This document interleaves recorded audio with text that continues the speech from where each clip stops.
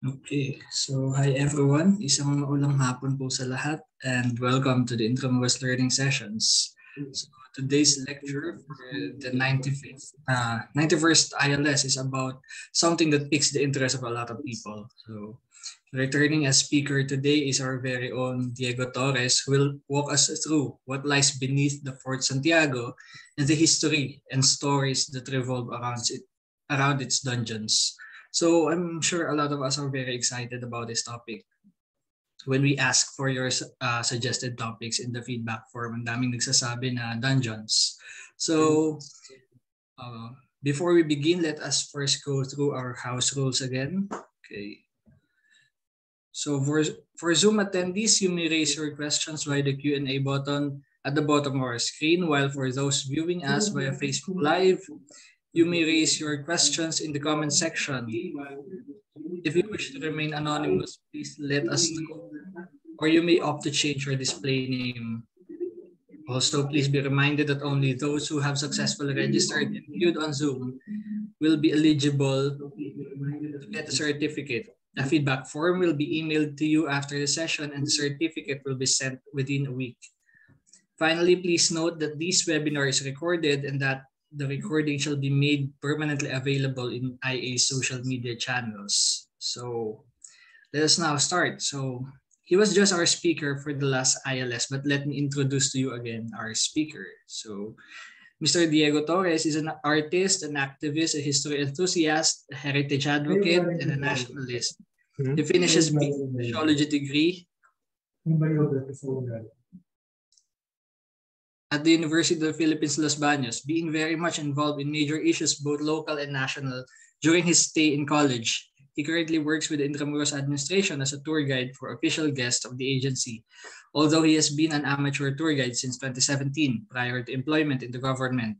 In 2020, he co-founded Renacimiento Manila, a cultural organization dedicated to the cultural revival of Manila, where he is currently the president and executive director. He resides at Calamba, Laguna, near the shores of Laguna de Bay and under the gaze of Mount Makiling. So, ladies and gentlemen, Mr. Diego Torres.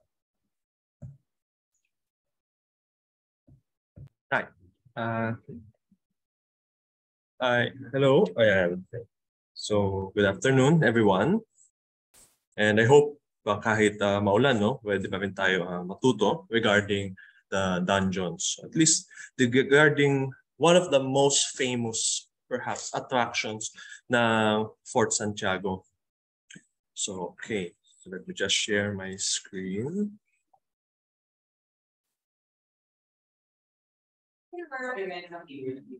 Okay. So, nakikita naman ba yung screen? Right. So, yung discussion natin for this afternoon revolves around the dungeons. No? So I'm Diego Torres, part of the Tourism Promotions Division of the Intramuros Administration. And while I'm not a historian, I'm part of the Tourism Promotions Division, part of whose duties are researching about the history of these places so that yung narrative about these places could be clarified. Kasi maraming misconceptions about different places sa Intramuros. And yung dungeon ay kabilang na sa mga lugar na babahin may iba tayong mga naririnig, binabaha, nilulunod yung mga tao. So ano kaya, totoo kaya no? Yung stories behind this. So yun yung pagtatalakayan natin. So again, Fort Santiago, what lies beneath. No? So, all right. So a brief overview of flow ng magiging discussion natin. It's a quick discussion, no? Pero magiging malaman naman siya. So first and foremost, kailangan unawaan natin ano ba yung context ng dungeon? Saan siya located? So yung discussion will first have to be about the development of Fort Santiago. Paano ba na-build? Paano nag-develop yung Fort Santiago? Nang alam natin saan dito no, yung lugar ng dungeons. Kalawa, yung Casa Castellano, Casa del Castellano, na isa sa mga forgotten structure ng Fort Santiago, kung saan bahagi actually yung dungeons. So, para mas maunawaan natin yung setting actually ng dungeons. And then, yung discussion about the chambers known as the dungeons themselves. And lastly, from prison to tourist attraction. No? So, ano nga ba yung dungeons ngayon at ano yung mahalaga nating maunawaan regarding the dungeons, especially if you plan to visit it or you visited the place before. All right. So, okay. Let us begin. So, the development of Fort Santiago. So, yung photo na nakikita nyo actually is from John T. Wells Flickr collection, shows the fort during the 1870s, no, prior to the 1880 earthquake. So, yan yung entrance, yung iconic gate ng Fort Santiago. And bakit mahalaga mapakita muna yung itsura ng fort like this? It's because if you look at the gate today, no, medyo iba na yung itsura niya.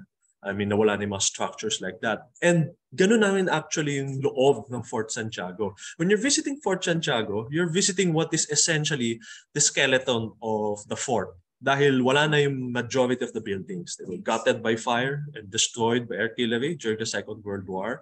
So essentially, these are bare stones, no, devoid. No? Wala na yung mga kahoy na portion, all burned during the Second World War. Kaya, so we begin with this photograph na makita natin, okay, so may mga features pala yung Fort Santiago na hindi natin alam, hindi na natin nakikilala today. So, babalik tayo ngayon in time, papunta sa nakaraan ng Fort Santiago para makita paano siya umunlad. Paano siya ginawa? It was built as a fortification. Okay.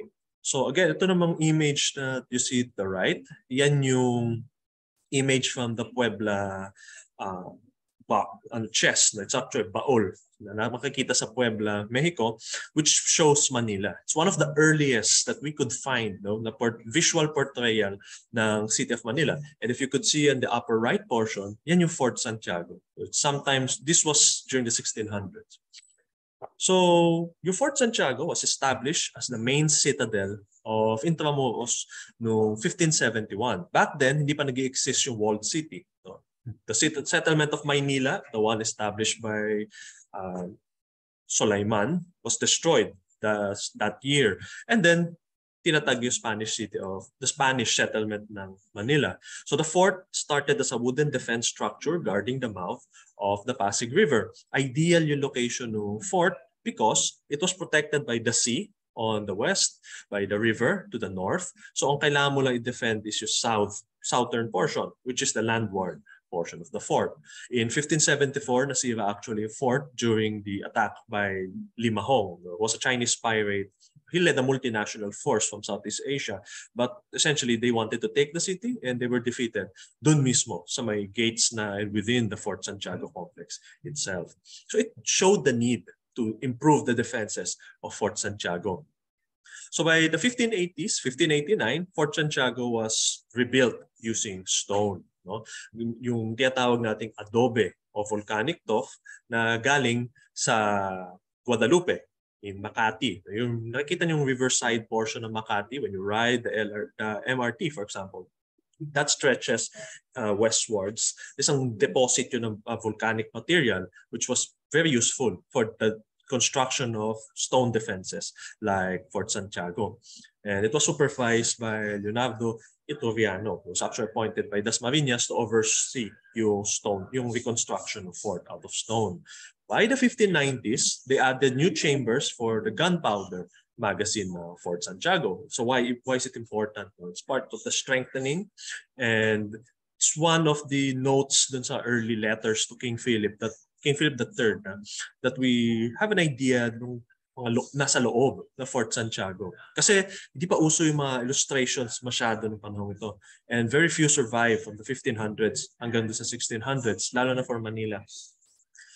From the 1600s to the 1800s onward, tuloy-tuloy yung mga renovations sa Fort Santiago. Minsan kasi, pag yung mga Governor General, wala sila ibang project, what they do is improve the defenses of Intramuros. Dadagdagan ng bagong ayusin yung Baluartillo, dadagdagan ng bagong barracks ng Fort Santiago, i-expand yung barracks ng Fort Santiago. So bakit may attention na ganun sa Fort Santiago? Well, because siya yung major na military defense structure mo, no, for Manila, which was the capital city.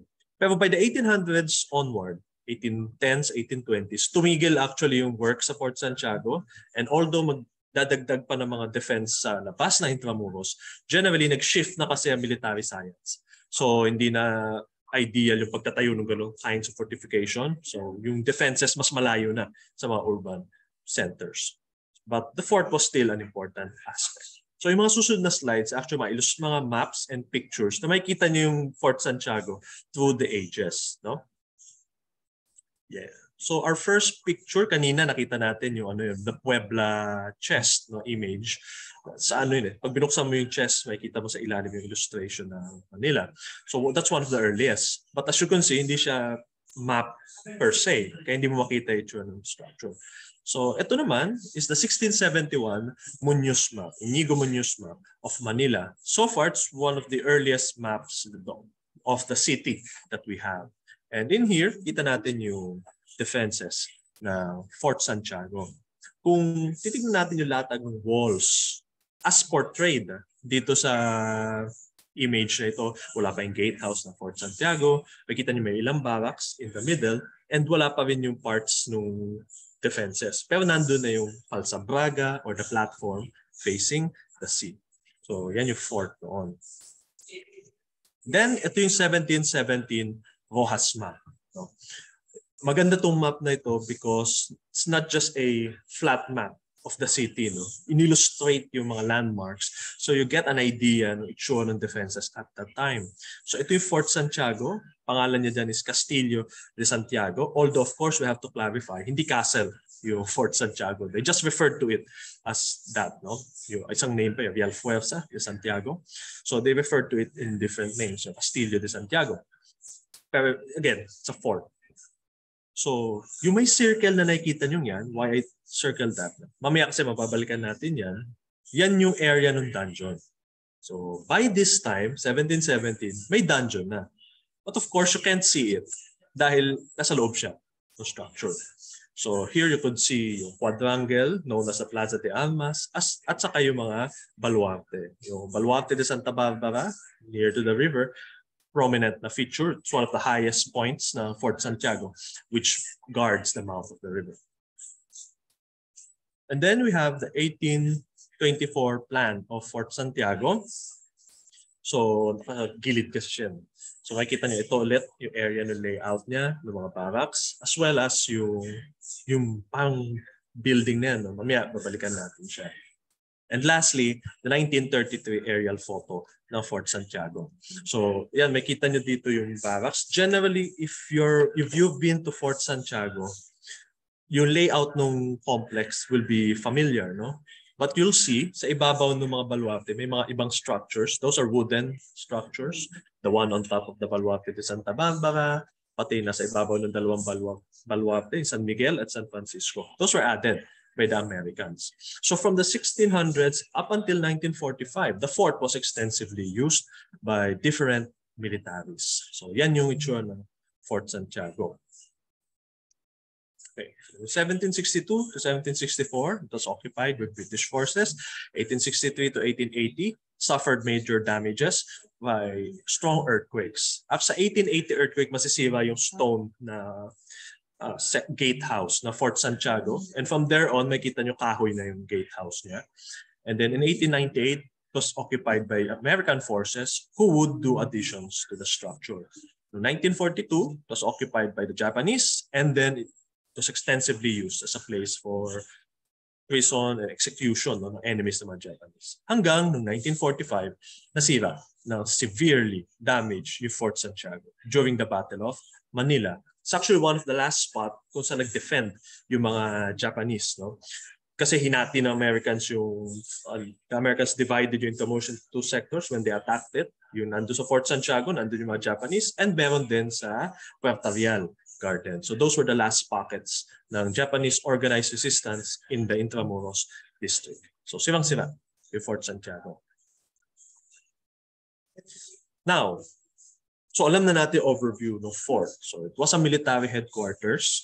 So primarily yung kanyang mga structures function for the use of the military. You have barracks, you have storage areas, you have chambers for additional stocks of materials. May officers' quarters siya.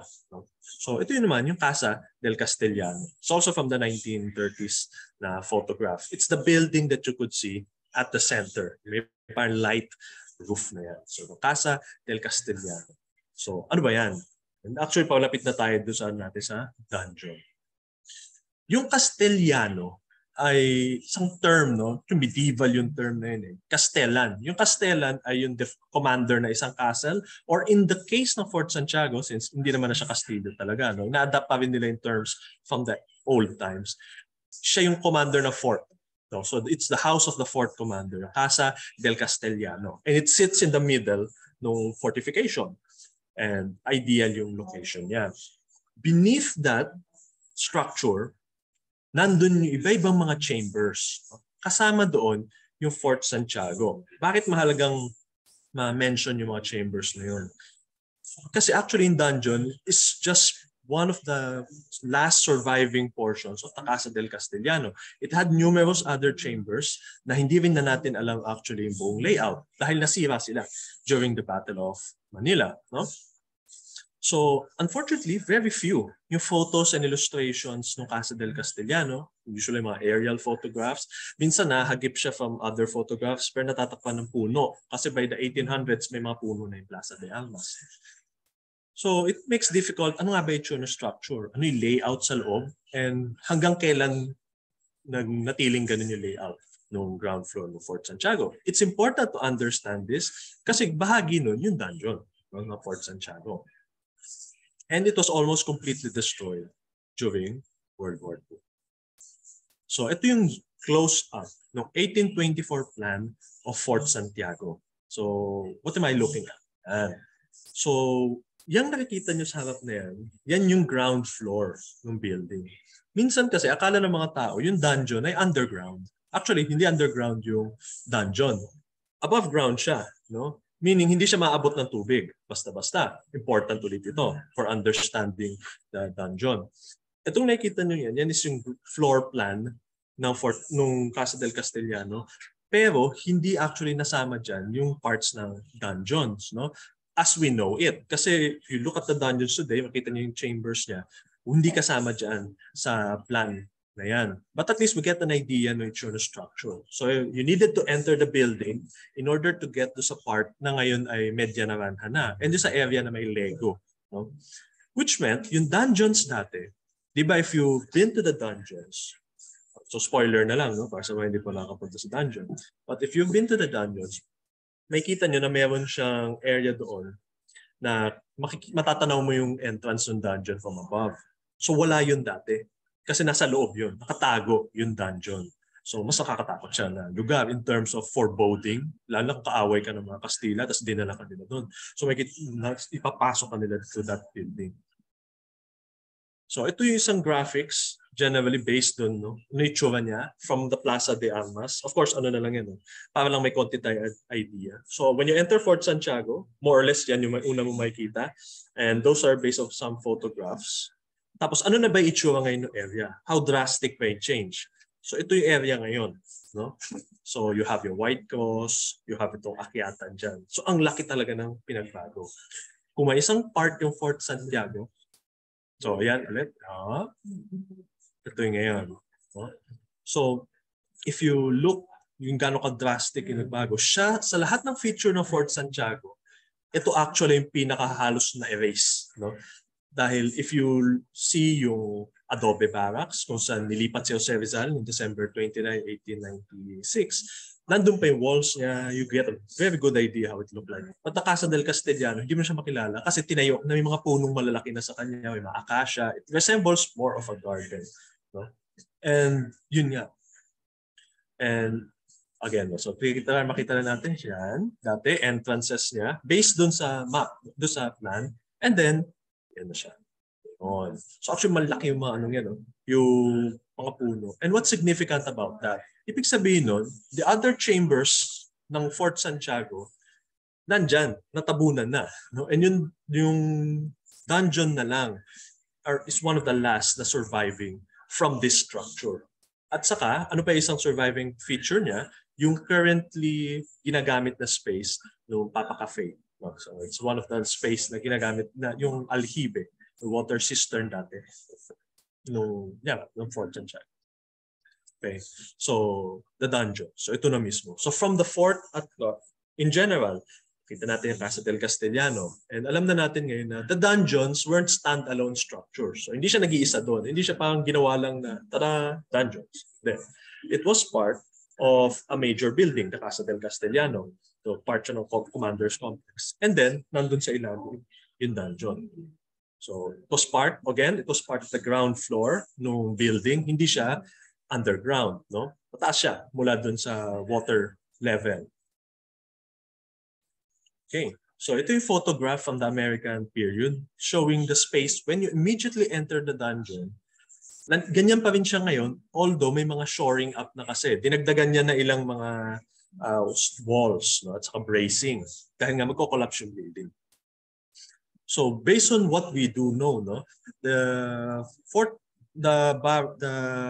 dungeons were built in the 1590s as powder magazines of the fort. So ano ba yung powder magazines? It's a storage for the gunpowder and ammunitions of Fort Santiago.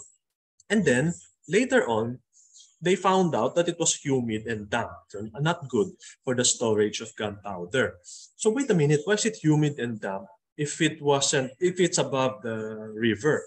Well, meron kasing tinatawag na capillary action, no? Which means water, parang sponge kasi minsan yung adobe, hinahatak niya yung tubig pataas. So nagkikreate yung isang moist environment na hindi ma-ideal for the gunpowder. So they built yung Baluarte de Santa Barbara, where currently makikita niyo yung I Make History exhibit. So connected yan, dalawang yan, no, in terms of history and purpose.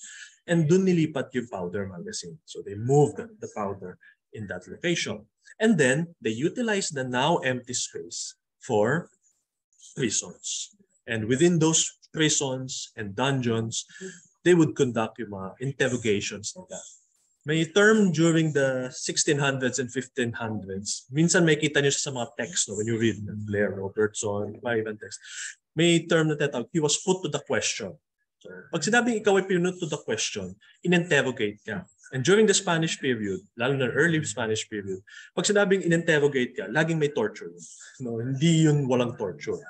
And isa sa mga counts, no, ng torture na ginawa nila sa Fort Santiago during the early days of the fort ay dun sa isang Spanish official na si Eustacio de Venegas. Si Venegas had abused his power to ingratiate himself kasi busy Governor General. So he was able to build a massive house near the plaza in front of the cathedral. And later on, na pag pinagtulungan siya ng mga kalaban niya, natagpuan na guilty siya for his crimes, his possessions were seized, and he was brought to Fort Santiago. There, tinorture siya ng mga Kastila, kababayan niya actually. And he died in prison, being tortured, and actually he died while waiting for an appeal. He appealed kasi sa Spain. Back then, ang tagal, bumalik ng mga messages from across the Pacific and the Atlantic Ocean. So yun yung ilan sa mga early accounts ng prison, ng torture and imprisonment, no, sa Fort Santiago. You see, Eustacio de Venegas. And it will be used extensively. Hindi siya kulungan, parang lang alam natin, minsan nasabi, it's a prison. Yes, pero hindi siya yung ordinaryong karcel, no? Na para lang sa kung sinong criminal, mga snatchers, mga ganyan. It's a prison specifically for political opponents, dissidents, mga kalaban ng mga Kastila. So, yun yung silbi ng prison. And it was during the Philippine Revolution, marami ka stories no, na darating ng mga tao na torture doon, iba-ibang ways, no, yung mga medyo graphic na methods ng torture applied by the Spanish. But if it did see horror like that during the Spanish, mas malala yung mangyayari ng Japanese period. Because hindi lang actually dungeons yung ginamit ng mga Japanese. No? Lahat ng chambers ng Fort Santiago were used by the Japanese for imprisoning their enemies, torturing them. And sometimes, no, hindi for intelligence reasons. Not to gather information, but for sadistic reasons. No? They just wanted to kill. Kepeitai and yung mga Japanese guards. And those chambers, today, some of them are quiet, they're closed, and some of them are filled with Legos. No? So, but those places were witness to suffering of hundreds, dozens or hundreds of people. So, yun yung nangyari dun sa mga chambers na yan. And these are some photographs from after the Battle of Manila. So just a context, from noong February 3, 1945, American forces who had landed several days earlier in Pangasinan drove south towards Manila. And when they arrived in Manila, they initially thought that the Japanese were going to surrender the city. After all, Yamashita wanted to concentrate the fight in the mountains where they could drag on the fight, no? And they would be able to narrow yung edge, no, Americans with superior firepower, armor, other things. But then, naval units of the Japanese decided to defend the city to the death. So, Intramuros was one of the areas that suffered the most, no? Like Ermita. Intramuros and Ermita suffered badly, not just the physical damage, no, but in terms of yung human toll. The civilians of Intramuros, the civilians of Intramuros were brought to the Manila Cathedral, where they were divided. The male civilians were brought to the Fort Santiago complex. The female and children were brought to San Agustin Church. And there, magsusurvive ilan sa yung mga babae at saka yung mga kabataan because they were generally hostage na doon and refugees sa loob ng San Agustin Church. The male civilians, however, were subjected to a systematic slaughter by the Japanese. No?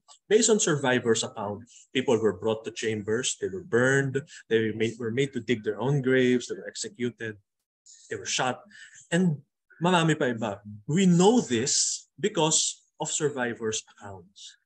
But for the dungeon and the chamber now occupied by the IMAG History Complex, we actually don't know the specifics. Why? Because no one survived to tell the tale. On February 23, 1945, Fort Santiago fell to American forces after fierce fighting. The fort had been subjected to 10 days of artillery bombardment, but the Japanese were still there, ready to fight. So eventually they were cleared out. They were all slaughtered by the Americans. And there are actually a lot of photographs na pinicture ng mga Americans yung mga slaughtered Japanese forces. But of course, we're not going to show that. We'll concentrate to sa civilian aspect ng fort. When they entered the fort, iba-iba mga chambers yung nakita nila, iba-ibang horrors. Based on their accounts, they found a chamber which was being used as a crematoria by the Japanese, where the Japanese would bring bodies and burn them. So this was taking place long before the Battle of Manila. And then, you have the dungeons. So when they saw the dungeons, it was locked. May bakal na nakaharang sa kanya. And they removed it. And according to sa accounts of Americans, the stench of decaying human body hit you like a solid wall. And when they entered, they found almost 40 to 50 bodies within the dungeon complex. Yun sa ilalim. Doon naman sa may Lego exhibit, based on sa accounts din nila, tapos being used as the Philippine department structure, there they would find 70 bodies naman within that area. Yung ngayon may mga Lego na, no? So they found their 70 bodies. Both of these, in both cases, the bodies did not show injury. They were stabbed, slaughtered, thrown with grenades, as the Japanese did in other places. But yung assumption ng mga Americans, these people were left here by the Japanese, closed behind these doors, and left to starve to death, starve and suffocate to death. Because yung sa Fort Santiago complex, if you look at it, no, from the aerial photos of the 1930s, wala actually mga air vents doon. You won't be able to see the vents because Americans buried actually some of the chambers ng Fort Santiago and vents. So it was easy to suffocate within these areas. So eventually, all the bodies were gathered and then buried under the White Cross. Now, if you read the inscription sa White Cross, sinasabi doon 600 bodies. The reason behind that is hindi lahat yun nakuha sa loob ng dungeon. So as I mentioned earlier, these are based from after action accounts ng mga Americans. You have 40, 50 bodies inside the dungeon. You have 70 bodies sa loob na I Make History or Balwate de Santa Barbara. But they found other bodies around Fort Santiago, dun sa complex itself. And hindi kasama actually sa 600 na yun, yung mga pinatay ng Japanese sa outer fort complex. Doon sa area ng American Barracks, sa area ng former Manila Ordnance, which is today the Bamboo Garden. So marami silang pinatay doon based on accounts. As well as doon sa Almacenes, kasi may accounts in doon. They saw a chamber just outside Fort Santiago, a ruin of a building within the fort, 15 decaying bodies of men inside. So all of those, iwalay pa. So 600 bodies were found and then buried under the White Cross. So again, clarification, not all of those bodies were from the dungeons. However, that does not diminish the fact that a grave atrocity had been done in the place. Kaya to this day, we consider yung inner sanctum, yung inner area ng Fort Santiago. Pag lumagpas na kayo sa gate, yung iconic na gate with Santiago Matamoros and the coat of arms, and when you pass through that, we consider that space sacred ground. Hence why we do not allow mga photo shoots, we don't allow basta-basta na mga sa loob ng Fort Santiago na mga activities because it's a shrine for all those who died during the Battle of Manila, for all those who suffered there during the Japanese and the Spanish periods. And yung cross na yun, that white cross that stands there, is the closest memorial that you could get for the nameless bodies, the nameless thousands who suffered in the fort. And when you enter the dungeons, you look at the stones there, those are still the original stones. So those are mute witnesses to centuries of suffering. So this is in a nutshell yung layout ng dungeon that survives today. This was based on a plan done by Reynaldo Catis, a former employee of Intramuros administration. So you have the entrance area, yung open air portion, then you enter it. Based on photographs that we know, hindi dun yung entrance dati papunta sa dungeon. Meaning, wala yung hagdan pababa papunta doon sa entrance. Kasi pictures from the 1930s, pictures from after the Battle of Manila, makita mo pader yun. So, iba yung layout ng area na yun. But it was severely changed after the Battle of Manila. Yung isang clue na makikita nyo is yung paving. When you get to the bottom of the stairs ng dungeon, nung hagdan from the upper deck, so baka doon sa malapit, makikita mo, meron siyang mga paving stones. Those are actually from the American period. You could see them in photographs near Jones Bridge from the pre-war period. So alam natin na may portions na yun, nandun na before. So then you enter yung Chamber 1. Yung Chamber 1, ito yung immediately, when you enter to that small entrance, makita mo siya. And then you have Chamber 2, the best preserved of them all.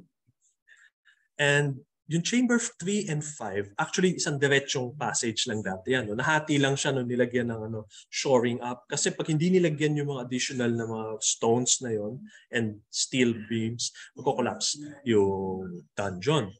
Due to the human traffic above, ang dami dumadaan syempre sa ibabaw din yung dungeon, as well as yung proximity niya to the river. Tapos yung Chamber 4, yung nasa gilid na may mga air vents, and then Chamber 6. Tapos from Chamber 6, nandun yung hagdanan. Bakit? May mga nagsasabi na, delete lang naman pala ng dungeon. Yes, the dungeons are small, but their impact on the imagination and popular mind ng mga Pilipino ay mabigat. Why? Nobody wanted to be thrown in the dungeon. Una sa lahat. Kahit gaano kaliit yan dungeon na yan, pag kinulong ka na sa loob niyan, ang bigat-bigat, no? Kumbaga na hopeless na tumakas sa dungeon na Fort Santiago. Bilang yan yung main natanggulan ng mga Spaniards, ang dami nagbabantay dyan, lalo na no Second World War. So, malaking impact niya. And again, these are just the chambers of the Casa Castellano that survived.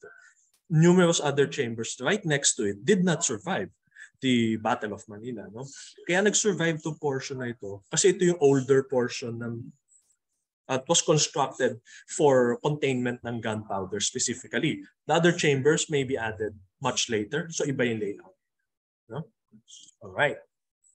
So again, some clarifications about the dungeon. So ito yung mahalaga. No? So again, point number 1, hindi siya underground. So the dungeons are above ground and set below the water level. So may mga kasi nagsasabi it was designed to be flooded. And up until recently, popular yun eh. The dungeons were designed para pumasok yung tubig, malulunod yung mga prisoners, and then lalabas yung mga katawan kasama yung tide. While it makes for a compelling story, parang wow, so, the imagination, so medieval, hindi ganun yung purpose ng dungeon. Kasi first and foremost, and this is based on archaeological evidence that we do have, no, tungkol sa dungeon. If you visit the dungeon itself, it's for the storage of gunpowder. So why would you design a gunpowder magazine that floods? Napapasukin ng tubig sa loob. So hindi siya ginawa para papahain ng tubig. However, there are accounts from Katipuneros, from Filipinos, and from kahit mga foreign na mga accounts about yung chamber daw sa loob ng Fort Santiago na yung El Tamblo kung tawagin. This was a flooding chamber daw kung saan lulunowin ka yung mga ganyan. Now, hindi natin dinidismiss ito. No? Bakit? As I mentioned again, what we see today is the remnants of the chambers. No? Iyan na lang yung nag-survive. Hindi natin alam yung the rest of the area of the Casa del Castellano that was destroyed during the Battle of Manila. Marahil may chamber doon for that. And actually, yun yung kagandahan ng dungeon. For a site as popular as Fort Santiago, for an attraction as popular as Fort Santiago, napaka-fertile pa ng ground for scholarly work and research on Fort Santiago and the dungeons. No? You'll be surprised no, regarding yung, ano nga itsura ng building nito? Marami pang pwedeng malaman. And marahil nandun sa additional archaeological digs perhaps could answer if there are other specific chambers that were made for flooding, for burying people, kung ano man yun. Pero isang alam natin, there were torture using water, para mga waterboarding, water cure. So, ginagawa yun sa dungeons. Yung isa pa, may mga nagsasabi, di kaya daw mayroong Yamashita's gold or ginto na iniwan yung mga Japanese sa dungeons. Well, sorry to disappoint, no? Yung mga gusto pumunta sa Fort Santiago to search for gold. Pero wala dungeon. The dungeons were used for prison and execution. So it will be the least place that you could expect na iwan nila yung gold, so to speak, sa dungeons. And nagawan na ibang mga na retrofit, naayos na yung portions of the dungeons in the past. So isa pang minsan na itatanong, kung hindi siya designed to be flooded, ba't binabaha yung dungeon? So maybe for those who have visited recently, we were unfortunate to come and then sasabihin sa inyo the dungeons were closed. The reason behind that is due to flooding. Wait lang, akala ko ba hindi siya designed to be flooded? Well, hindi designed yung flooding niya. The water actually sips from the Pasig River, akyat dun sa stones, and may ibang pumapasok to the stone as well as to the vents. So may kita niyo sila unti-unting pumapasok. Mas may kinalaman sa high tide, actually, yung building, yung flooding within the fort. And we could always assume na through the centuries, yung fort rin kasi nagsasubside din naman siya. No? And the flooding, hindi naman sobrang taas. No? Hindi siya 1 meter or hanggang leeg na tipo ng flooding. So hindi naman hanggang leeg yung flooding go. More or less mga ano siya, 6 inches, 6 inches, 7. Worse na yung mga 8. Like for example, this weekend due to the intense rain. Pero lumalabas din yung tubig. Kusa siyang nawawala. Without the need for pumping it out, it disappears. It vanishes. So yun, location sa dungeon. So yun yung dungeons ng Fort Santiago. Ngayon, from being prisons to a major tourist attraction. Dati, yung dungeon kasi ng Fort Santiago, sinarahan siya actually ng na matagal. May mga periods of time na nakasarado siya. And the more it was left closed, the more it gathered an air of mystic into it. Ano kaya itsura ng dungeon sa loob? Gaano kaya kalaki yung dungeon sa loob?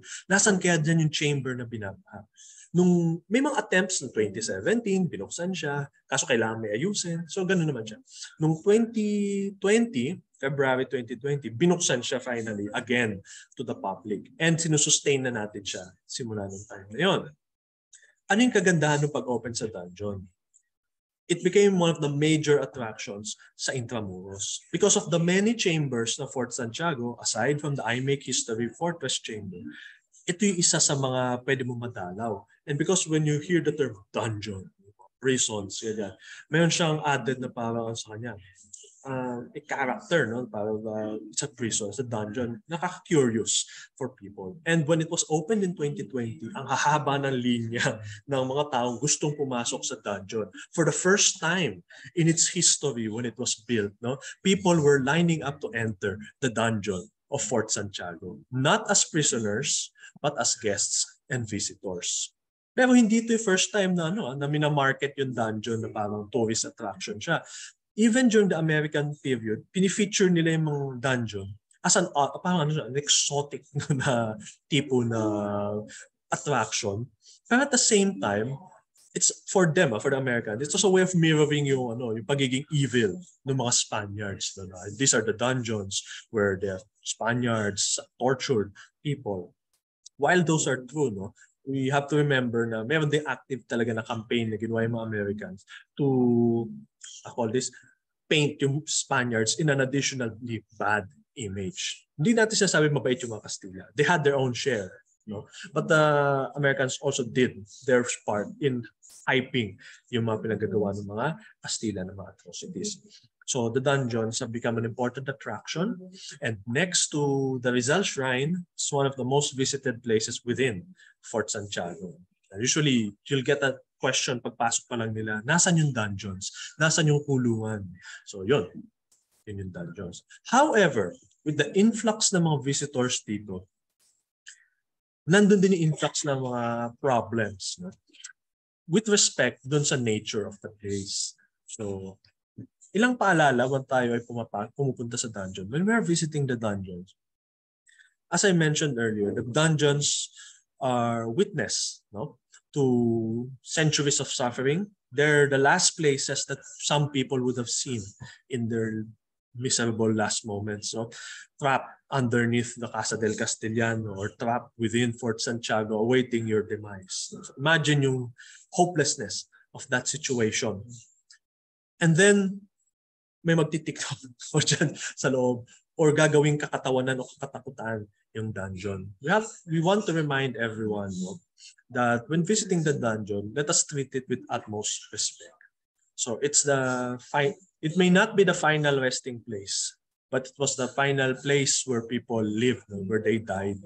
So to treat it with respect is most important. Because unfortunately, we've had several problems in the past.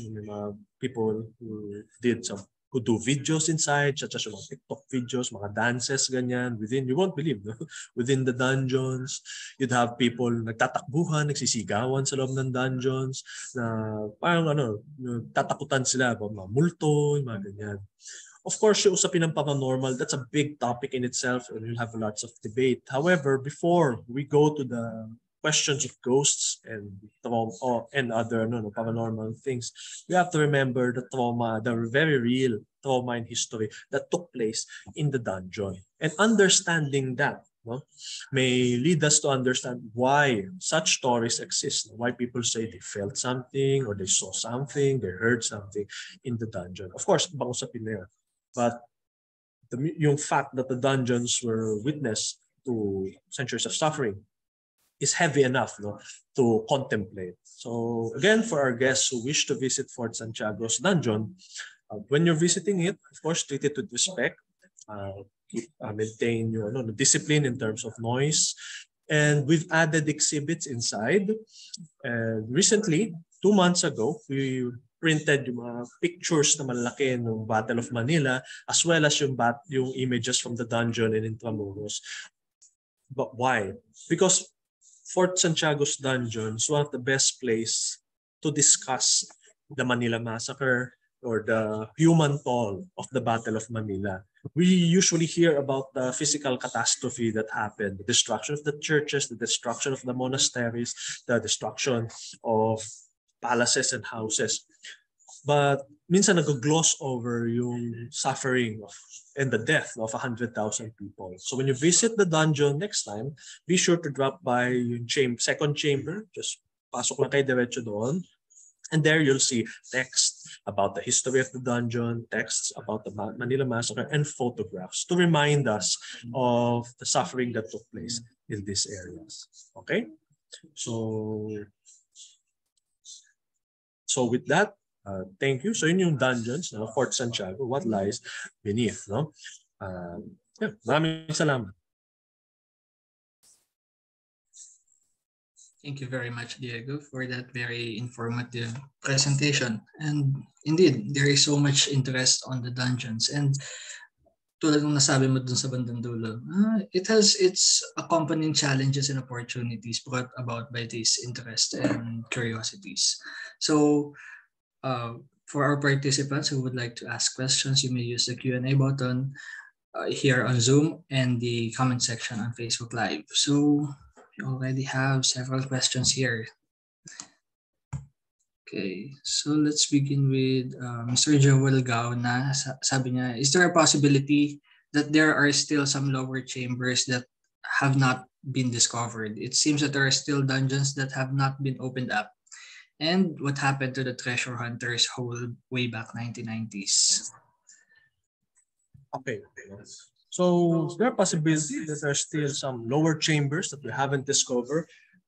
If you dig any lower kasi, ilog na yun. So, buhangin na siya. No? Yung area ng dungeon marks yung isa sa mga lowest points. No? However, there are more chambers sa Baluarte de Santa Barbara. It's the big structure that you see behind the Castellano, behind the entrance. And ano siya actually, 2 layers yun ng chambers, yung nasa sa Baluarte de Santa Barbara. Some of them are accessible to the public, some are not. The reason behind it is stability. Yung issues in terms of how safe it is for the public. While we do want to open more of Fort Santiago to the public so they could experience yung fortification aside from the usual walking on top of the walls. No? Iba kasi experience going into the chambers themselves. We have to always remember yung safety ng mga guests natin. So there are other chambers, not in the dungeon, yun na yun Wala na lalalim pa yun. Any deeper, tubig na nandun sa ilalim niya. And that's also based on surveys and archaeological digs and archaeological surveys na ginawa nila 80s hanggang 90s. But doon sa Baluarte de Santa Barbara, yun yung marami pang chambers na hindi lang open to the public. But makita nyo siya, if you walk along the Falsabraga de Santa Barbara, makita nyo sa gilid may mga chambers doon na sarado. May isa doon, makita nyo parang medyo inayos siya, nilagyan na shoring up, pero hindi open to the public. Regarding naman sa treasure hunters na nabanggit kanina, yes, it was mentioned na may mga nagdig nga ng treasure doon in the 90s. However, wala namang, that we know, lumabas na productive, and perhaps ang pinakamaganda lang na naging produkto noon ay yun nalaman na okay, sa ilalim ng Falsabrag ng Baluarte de Santa Barbara, buhangin. Yung nandun sa ilalim niya. Wala na siyang iba pang ilalim na mas malalim pa doon sa mga chambers that you see.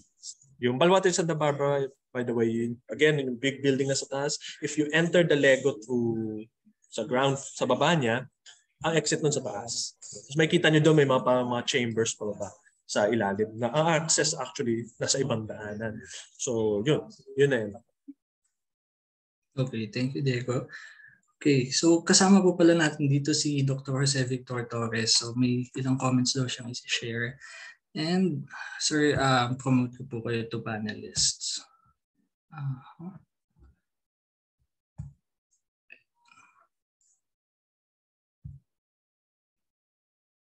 Hello. Hello, sir. Promoted po ito panelist, sir. Yeah, can you hear me? Yes, sir. Apa. Yeah. Good afternoon. Teka, naka-mute. Ayan, okay na ako. Hi, Diego. Finally, I got to meet you kahit hindi pa muna face-to-face. Oh, sir. No, just to probably add to your very informative lecture. Actually, may ibang data doon. Hindi ko pala encounter yun before, no? Just a few comments lang dun sa presentation mo, and then I think this is something to add, no, to the information that we have. Or you have to about the dungeons. Sometime in the 1990s, I was still with the Intramuros administration. May nakita kaming chamber, ilalim.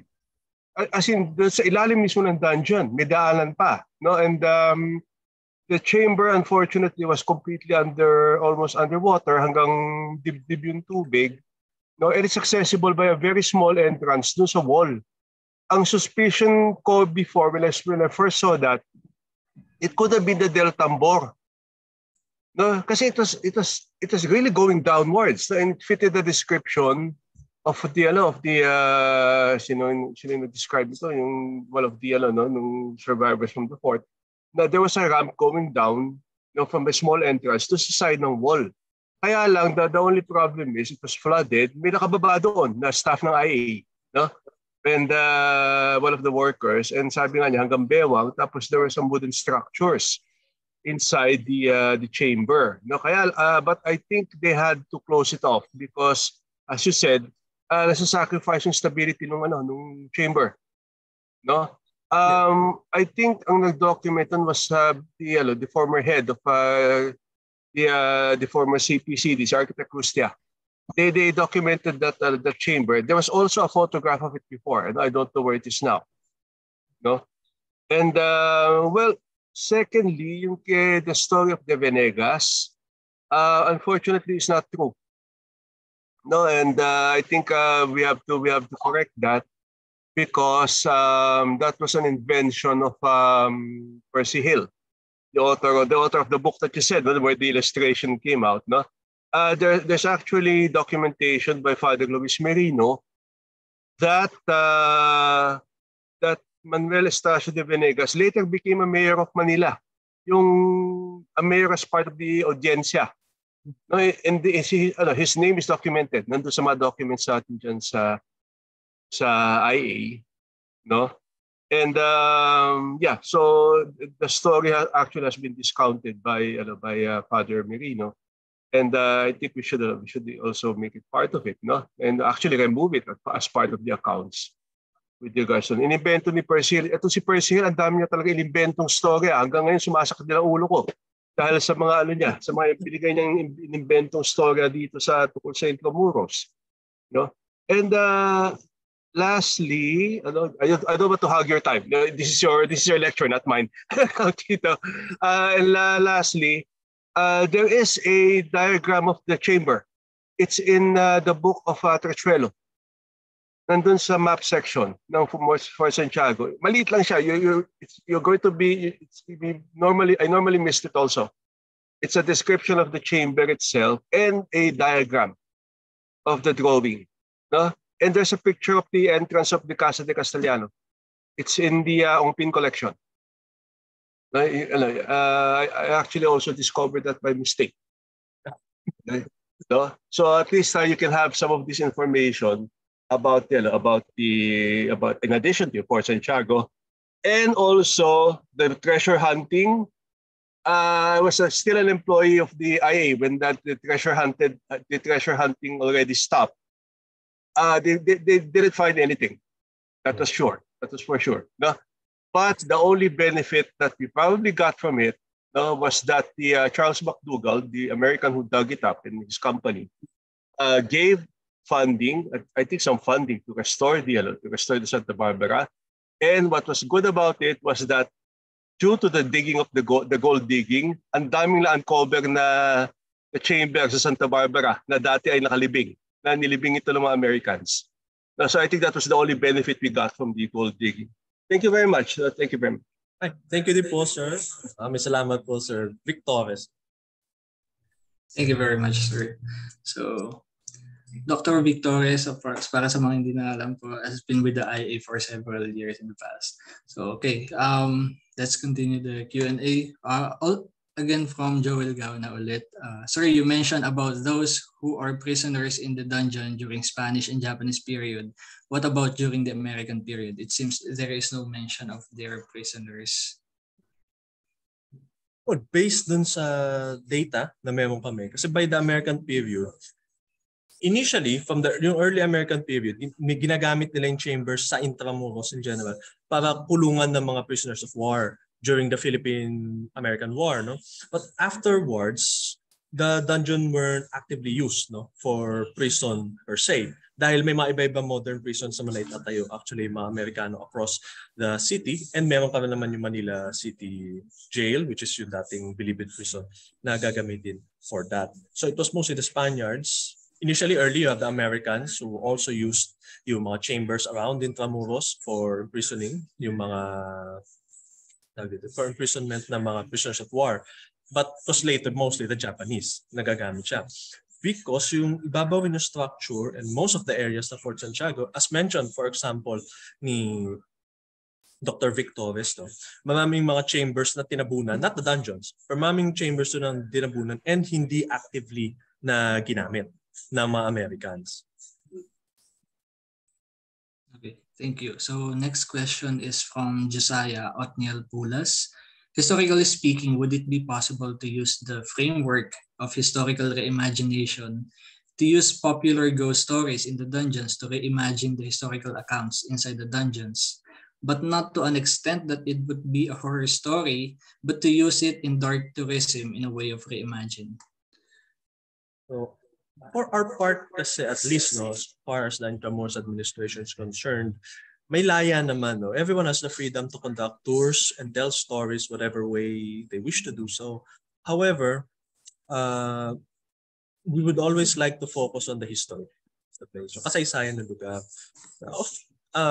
You could reimagine it in such a way, but not destroy, no, yung important historical facts about it. Because yung what happened inside the fort and the dungeons are horrific enough. So, we don't know, of course, yung mga specifics na ibang cases na nangyari sa dungeon, but the stories of, and what the Americans found out after the Battle of Manila are horrific enough na para ikwento na on their own.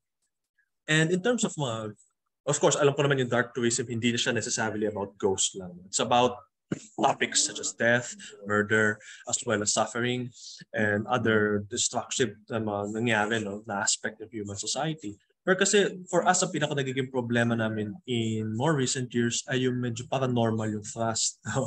Kasi for us, while yes, bahagi ng kulturang Pilipino naman yung mga kwentong multo, ganyan, I think pag nandun na tayo kasi sa lugar like the dungeon, kailangan mangibabaw yung respeto para dun sa mga nangyari doon. You go there not actively to search for ghosts, but to understand bakit nga ba nagkaroon ng ganung kwento, and understand the history of the place. Yun, for us, yun yung mas mahalaga. Mas mahalaga yung usapin ng kasaysayan, no? But again, hindi naman natin pinipigilan yung mga tao if you wish to tell, to do so long as you keep in, dun sa katotohanan. Respect. Ang pinakamahalaga for us is to respect the place. Okay, thank you, Diego. Dr. Torres, you're raising your hand po.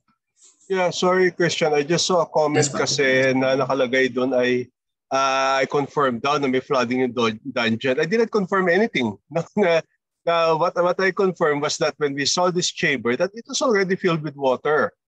It was already filled with water, no? And I think that is I should be clear on that. No, nakita na namin siya, may tubig na at hindi namin nakita kung bumabaha siya or napupuno siya ng tubig or anything. Basta nung nabuksan yung, nakita yung entrance na yun, naipasok, may tubig na talaga hanggang bewang.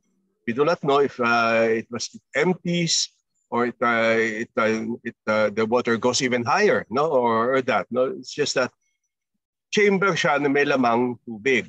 I think just to add probably, no, one of the histories that probably we can also mention dito kay Diego, no, is that when we dug up, when the excavation was going on sa dungeon, may nakitang balon, fresh water.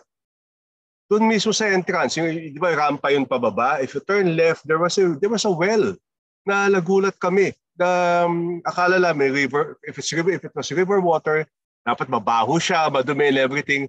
We were surprised it was fresh water. So ang hula namin or ang assumption namin is that it is probably part of the freshwater system that was connected to the aljibe. No? And apparently there was a filter somewhere for fresh water to go there. As Diego said, there is still a lot of things to know about structures like Intramuros talaga. No, it's not like a detective mystery, but more of an archaeological mystery. Ang dami pa rin natin dapat alamin. Thank you. Thank you, sir, for the clarification. And to continue the Q&A, so tama, yung sabi ni Diego na ang mahalaga yung facts and respect. So again, itong next question of fact. Was Rizal ever locked up in the dungeons of Fort Santiago? Kasi minsan nagsaspread din to eh. Narrative na to. So, hindi, no? Pero para lang mas mabigay lang, Rizal was imprisoned sa Fort Santiago. He was imprisoned dun sa what is now the Museo ni Jose Rizal, yung Rizal Shrine, kung tawagin pa rin nila. So he was imprisoned then from November 3 until December 29. And then he was transferred dito sa kabilang building, yung Adobe Barracks, kung tawagin natin. Doon siya. No? Hindi siya kinulong ng matagal doon mismo sa dungeons ng Fort Santiago. Okay, thank you, Diego. Okay, from an anonymous attendee, not sure if na-miss ko po siya during lecture, pero are there any survivors from the dungeons during the Second World War? Well, may ilang stories, although I've forgotten specific, so hindi ko siya iano na malalim. No? But thank you for that questions. Ng mga tao that did survive. May mga tao actually nakapasok sa Fort Santiago, imprisoned, na nakalabas na Fort Santiago, but tortured. May mga tortured. May accounts na they were interrogated sa Fort Santiago, but they were allowed to leave. Yung alam nating walang survivors ay yung natrap sa dungeon during the Battle of Manila.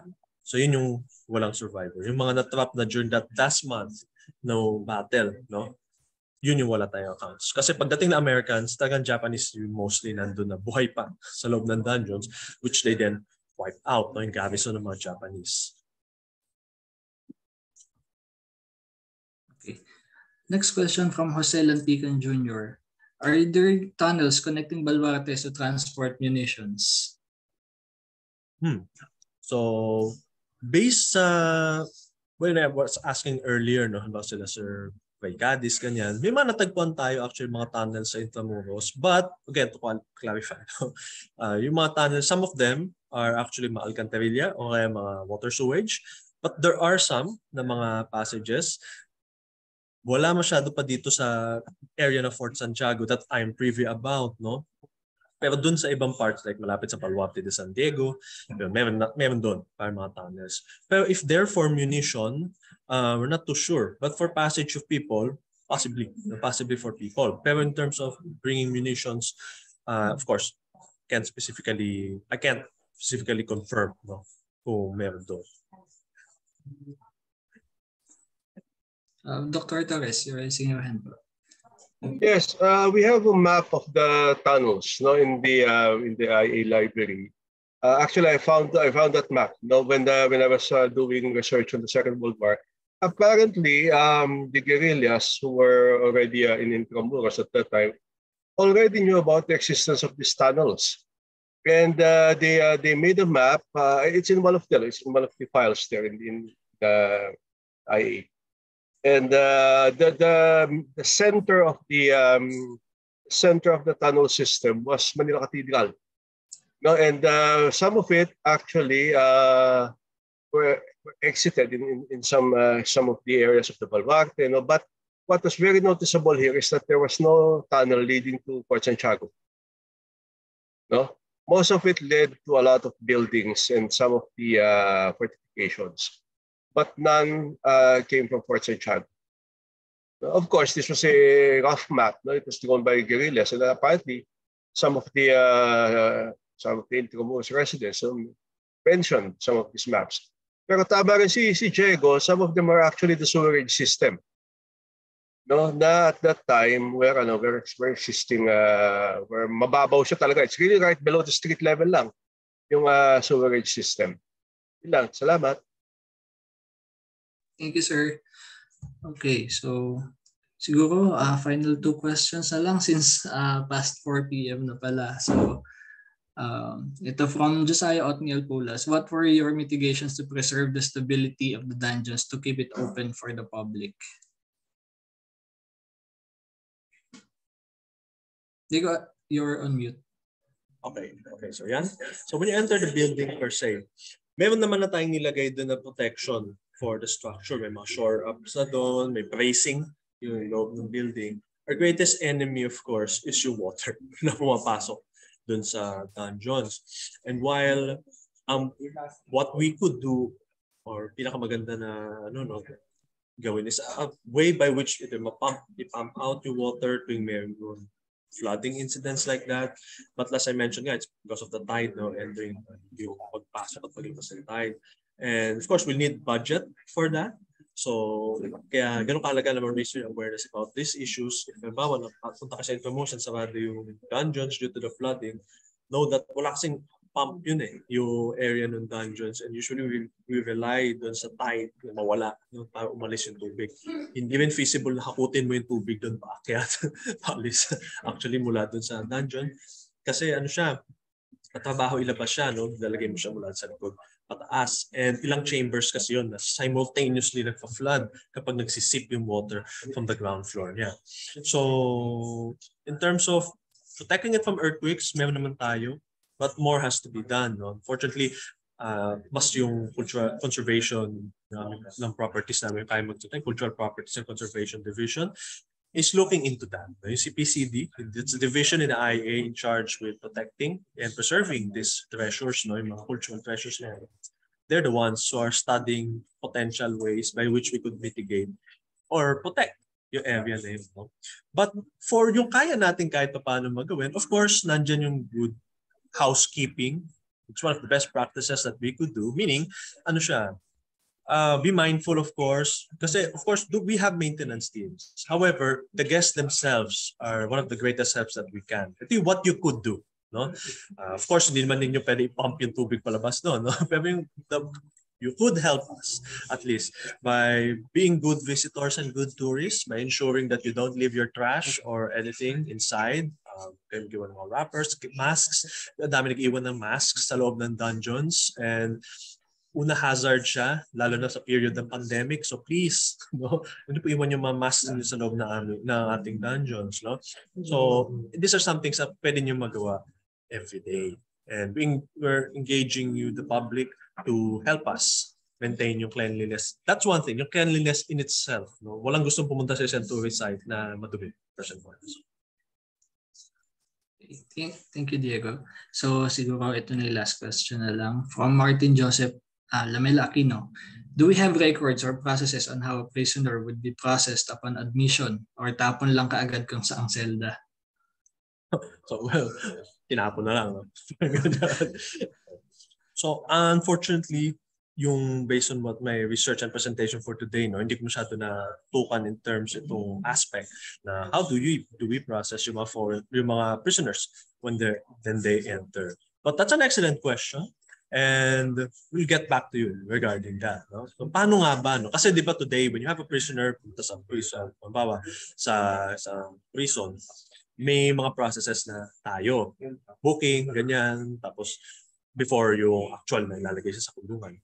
But you have to remember during the Spanish period, medyo medyo basic or medyo wala pang mga nakabuild na specific na processes. I'm not saying walang process, but I'm saying walang maayos pa na system lalo na early Spanish period when may prisoner na kanila. Okay, thank you, Diego. So that ends our Q&A session. So any final message to our participants? So for me, gusto ko lang share regarding, for example, the talk that we had. First and foremost, I would like to thank si Professor Victor Torres, whose work, specifically Ciudad Morada, was one of the main things na nakatulong sa akin as a guide when I was starting. So very helpful yung sinulat ni Victor's and that mga posts ni ni Dr. Victor's. Could follow Victor's online. So about naman dun sa dungeons themselves, we invite everyone, of course, to visit Fort Santiago. So come visit us any day. Check nyo kung open yung Fort Santiago, yung dungeons. So, pero feel free to visit Fort Santiago. And when you're here, while you enjoy the place, of course, part naman nung pag-visit sa Fort Santiago is remembering that in its past, it wasn't always a place for frolicking around. It was a military installation, and it was also a place of suffering for many people. And when you visit the dungeon, as I mentioned earlier, we already have an exhibit there showcasing yung mga photographs from the Battle of Manila with an emphasis on the human casualty of the war. Because for us, the dungeon is not a place just for telling paranormal stories and for scaring ourselves, but of reminding us about the depravity and horror that humans can inflict on one another, that humans can inflict on fellow humans. And when you visit the dungeon, you have to remember that when you see those photographs, especially showing your children as well as your mothers and the children of unarmed civilians, know that this was an experience that, while it happened in Intramuros as well as in Fort Santiago, happened across the city and in different places, especially during World War II, and things that are still happening in other places that are experiencing wars, and other genocidal actions. So ito yung ating experience. This is our experience at home. And when you visit the dungeon and after you've gone through the Lego exhibit, you could also pass by the White Cross. It's a way of showing our added respect dun sa mga yumao, yung mga namatay, for those who died, for everyone who suffered and died within Fort Santiago.